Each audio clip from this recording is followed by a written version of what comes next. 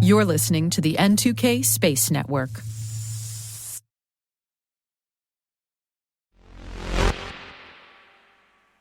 Nuclear thermal propulsion systems. That phrase sends a shiver down the spine of many a space nerd who have been dreaming of nuclear engines since, 1961 or so. 2 years ago, many people were thrilled to hear that DARPA was dusting off this idea and finally developing it into a proper project.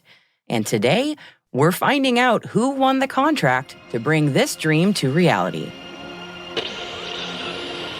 T-minus 20 seconds to LOS egress. Go for deploy. Roger roll. Today is July 27th, 2023. I'm Maria Varmazis, and this is T-minus.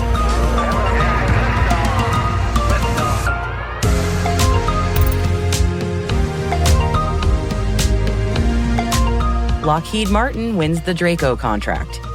Aerojet Rocketdyne to demo an updated radioisotope power system, and L3 Harris gets the green light to purchase them. Boeing faces financial woes. And our guest today is Jules Lancee, founder of the website We Work in Space, which focuses on promoting non-technical roles across the aerospace industry. Stay with us.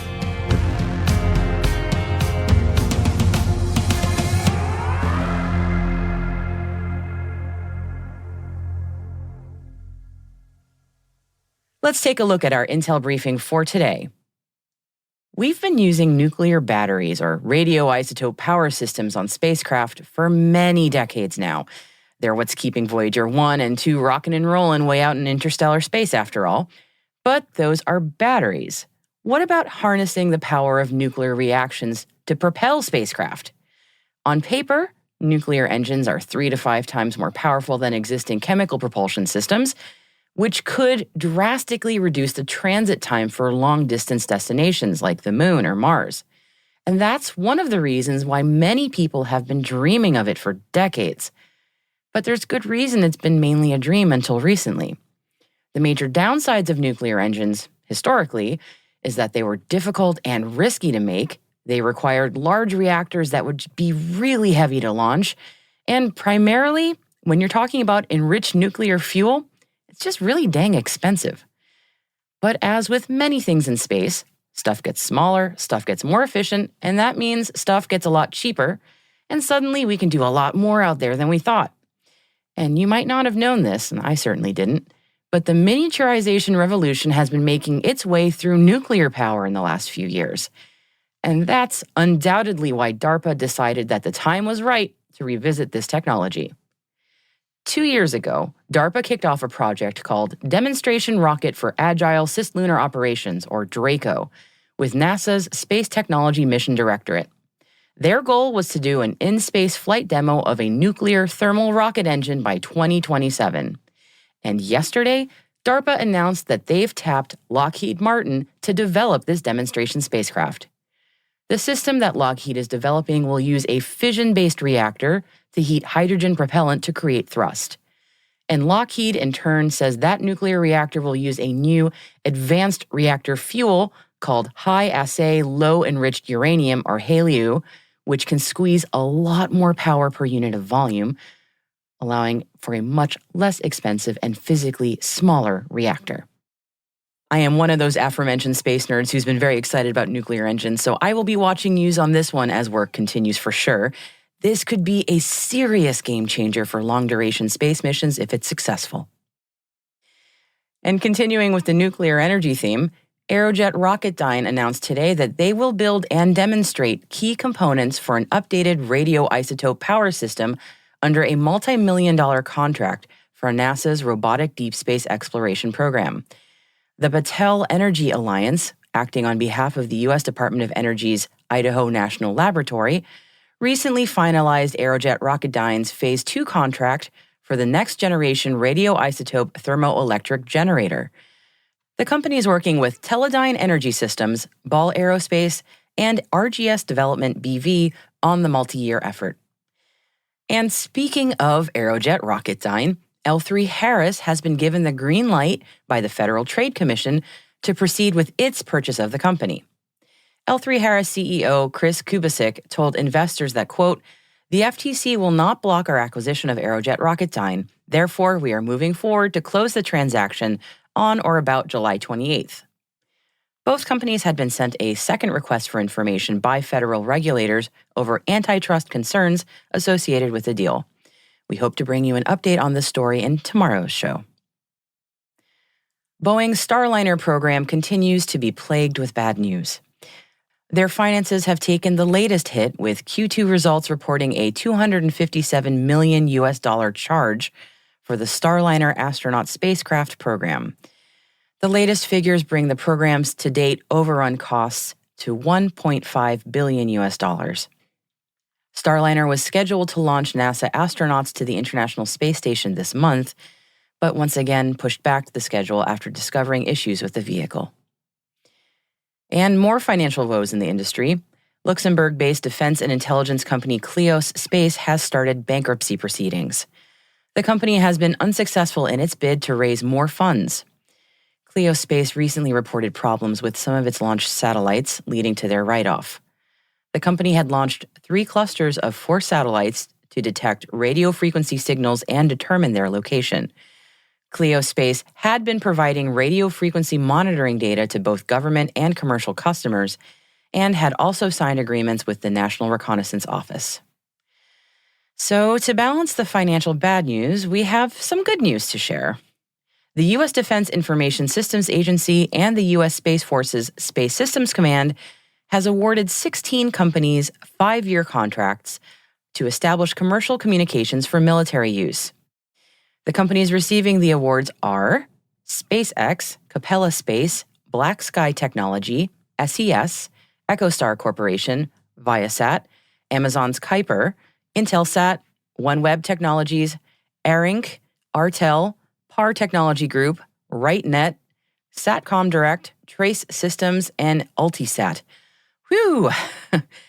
Space Systems Command says this multiple partner, multiple award contract model is a first for government SATCOM procurement and promises to deliver capabilities to the warfighter faster and at a lower cost compared to traditional one contract permission partner task order.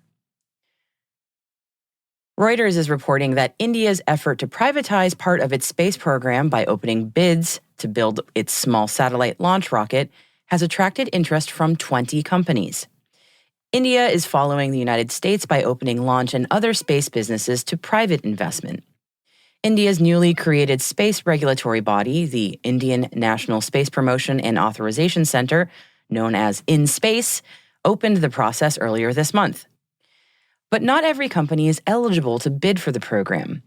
According to InSpace, eligible companies have to be profitable, and the lead bidder in a consortium has to have at least 5 years of manufacturing experience and annual revenue of over $48.8 million. India is aiming to increase its share of the global satellite launch market by 5-fold within the next 10 years. And staying in India for a moment, Earth imaging firm Pixel has been awarded a grant from the Indian Air Force's IDEX Prime program to manufacture small multi-payload satellites. The satellites will include electro-optical, infrared, synthetic aperture radar, and hyperspectral applications. The funding is part of a Spark grant program offered by the Indian government to enable Indian innovators and entrepreneurs the ability to deliver technologically advanced solutions and propel deep tech innovations. And you know, our friends in Scotland seem to have spaceport fever, with the 3rd launch site moving forward in North Uist. Plans to build the spaceport on the small Hebridean island have been given the nod to proceed. The spaceport proposal is being led by the Western Isles Council, who bought the site, which was previously a farm, for £1 million, and is developing it with the private military contractor Kinetic and space industry firms Rhea Group and Commercial Space Technologies. The facility hopes to host up to 10 suborbital rocket launches a year.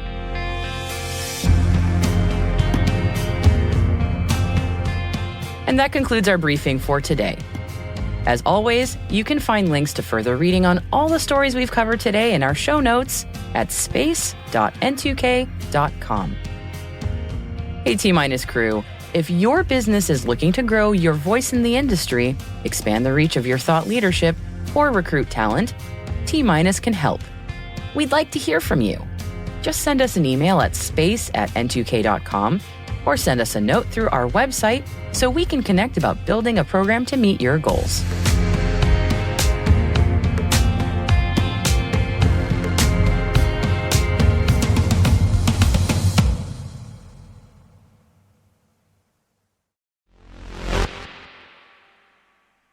Our guest today is Jules Lancee, founder of the website We Work in Space. Jules is looking to showcase non-traditional careers in aerospace and careers across continents. I started off by asking him how he got involved in the space industry. I have a background. My early part of my career was in healthcare innovation, both nationally and internationally, exploring the future of health and care and how it impacts the work that we do in hospitals and medical centers. However, my passion for space and aviation was really unstoppable. Although I liked health innovation, I've always wanted to fly and I wanted to go to space. And at some point, I realized that one of them, at least, was sort of within range of the possibilities. And so I went to flight school and get my pilot's license. So that is checked. But the other one, cool. The other one proved a bit more difficult. Of course, I joined the Call for Astronauts by the European Space Agency, together with 22,000 others. And I've worked on a lot of space health projects, for example, through the Space Generation Advisory Council, trying to combine my health expertise with my passion for space. But I never really found a paid position in that field, in the space health field. It was quite niche. And then I went to International Space University and studied space there. It's there where I realized that space health was only one of the niches in space, next to many others like space law, business development, HR, marketing, design, etc., you name it. And that is why I started WeWorkInSpace.com to connect the non-tech space professional community with each other, with resources, with jobs. And next to running my own space company, who would have thought that, I work as a freelancer for clients in aviation and space. Cool origin story for We Work in Space. So you just mentioned it and how you came up with the idea. Tell me a little bit about the website, how it works, how people should use it, that kind of thing. Well, space is booming. That's why this podcast exists. That's why you have many guests on the show, of course. There's a lot of investment in space companies. There's companies starting to offer services in space tourism, for example. There's all kinds of new satellite constellations on the rise. New space companies are creating fascinating new concepts. And so while this space is booming, this exponentially increasing industry, the need for employees and skills increases as well. And while engineers are essential to these efforts, to anything that's going on in space, of course, space is more than engineering and offers plenty of opportunities for people passionate about space. But as I said, when you go look for a job in space, all you find is companies looking for satellite engineers or rocket scientists. And that is not me, that many others are not too. Me neither. No, exactly. So many of these job listing platforms, they're almost always geared towards engineering roles. And clearly plenty of other jobs exist in the industry. And so whether you are a lawyer, a medical professional, a designer, there's a place for you. And it's our goal to help you find that next step in the industry. And on the other hand, help companies find and recruit new talents for their companies. So it started off as a handpicked job listing, a big job board, and a bi-weekly newsletter. Where we now is that we have an automated job board. We are present on LinkedIn to stream all those new opportunities to a growing audience. We have featured companies. We started a portrait series of people already doing the non-tech space work to inspire others to make that next step, to show what it can be like to work in a non-tech space job, which companies are out there recruiting for them. And then there's a recruitment branch where we can help companies find those new talents from our pool of non-tech space enthusiasts or professionals, really. Yeah. What do you think that companies could be doing better to recruit non-engineering talent? I've often heard that companies have a hard time finding people that maybe, as you said, because there is so much emphasis on the engineering side, that people who are not engineers don't even realize there is a job for them. What recommendations do you have for companies to do better on that front? Yeah, that's a tough question. It's the same question as I have to recruit new people to find we work in space, of course. And it's hard when you look outside of the space sector to find new personnel or new candidates. To be honest, I didn't really crack that puzzle yet. For one, it helps show to see what you can do in the space sector. So in comparison to other sectors, I always find people in the space sector so much more passionate than many other places. Almost everyone working in the space industry is a space fanboy and fangirl, really. And yeah, that's very true. Yeah, I think that helps. And I think that that showcasing what you can do in space, and that's what we try to do with the portrait series of showing how people do the non-tech space work helps. It's what we see that also helps get more people to our platform, to the website, to our LinkedIn channel. I was going to say, do you have a favorite? I know I saw them earlier. There's a lot. I don't know is there a favorite story that you might want to recount for people, or it's hard to choose, I suppose. But so I like in our portrait series that there's so much diversity in all the backgrounds of people. Some people are even from a tech background and choose to do non-tech work, but the diversity in backgrounds people working in space education, space finance, space business development, entrepreneurs as well, communication, marketing. There is so much to do in the space sector. That really surprised me, and that makes me really happy to share these stories with our audience. Yeah, that's wonderful. Last question, because I know we've covered a lot of ground. So, say my podcast gig doesn't work out, and I'm looking for a job. What non-engineering type of roles in space companies do you see as being especially in demand? Companies are really looking for these folks, and they maybe are having a hard time finding those roles. Space companies are looking for marketeers, for business developers. I see a lot of these positions. Also a lot of roles in finance and HR and recruitment, which is kind of ironic maybe. Of course, looking for staff a lot as the industry is growing. These are positions that I see pass by a lot, yes. Also, there's a growing demand for people in design, for example. Designers, not necessarily graphical or visual designers, but also to help help designing processes or service design your products so that they tailor the needs of customers better. These are also very, very often positions that pass by. That makes a lot of sense given the commercial growth as well. So I imagine optimization in that regard would be something a lot of companies are looking for. So what are the reactions that you've been getting from people when you talk about your new project? Yeah, so reactions have been really great, both on the job seeker side as on the company side. So job seekers or just people passionate about space are saying, I wish this website existed when I was looking for a job. I can't believe that that wasn't here already. And also companies react enthusiastically, submitting their open positions through our online form or inquiring about services. For example, now a client wishes to showcase their non-tech employees through our portrait series to showcase to the world that you don't need to be an engineer to work at that particular company. So we're seeing really a growing follower base, which is really cool to see. I started it in March last year, and soon the amount of followers, for example, on LinkedIn started growing and growing, and now every week there's so much traction that is really cool to see.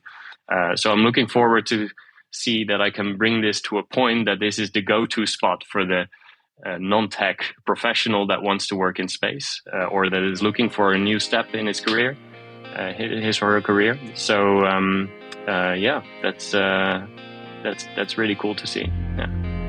I look forward to seeing it grow. I think you're well on your way, and congratulations on it. And thank you for doing this, because as a non-technical person, this is a very needed project. So thank you. Jules, it's been a pleasure speaking with you. Thank you so much for talking to me today.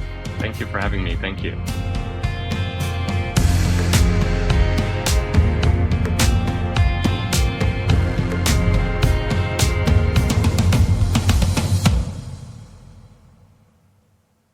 We'll be right back. Welcome back. If either Voyager can hear me out there in interstellar space right now, their ears, so to speak, must be burning because I'm talking about them twice today. A very unique bit of space memorabilia went up for bid on Sotheby's today.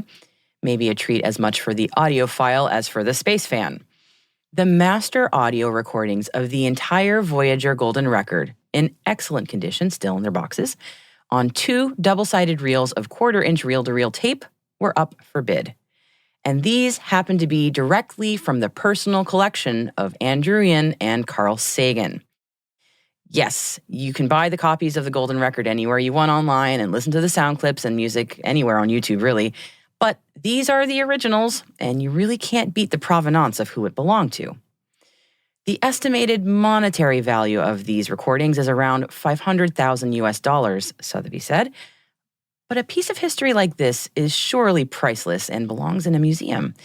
Perhaps that's why when bidding closed earlier today, this item received 0 bids.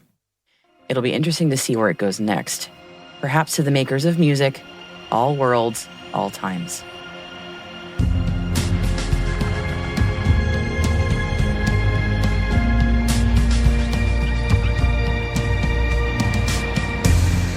That's it for T- for July 27th, 2023.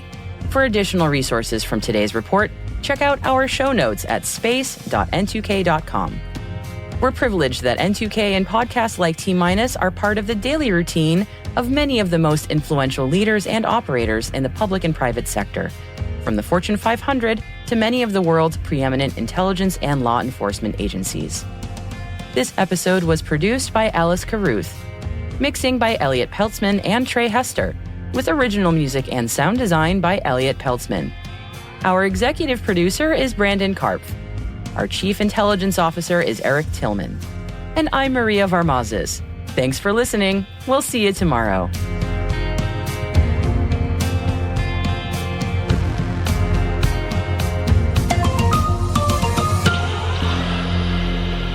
T-.